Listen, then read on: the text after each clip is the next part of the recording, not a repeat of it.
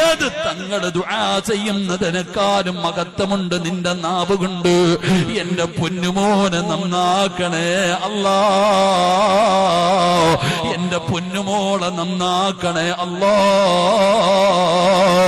ആ ദുആയ്ക്ക് വല്ലാത്ത ഇജാബത്തുണ്ടോ.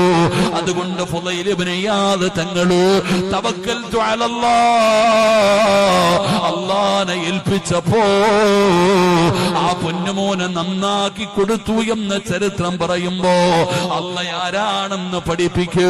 അല്ലയല്ലേ എല്ലാം തരുന്നത്.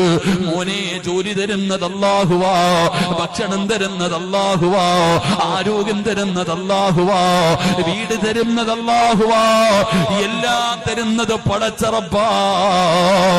ഇത് മക്കൾക്ക് പഠിപ്പിച്ചു കൊടുക്ക്, അല്ലാഹുവിനെ കുറിച്ച് പരിചയപ്പെടുത്തി കൊടുക്ക്.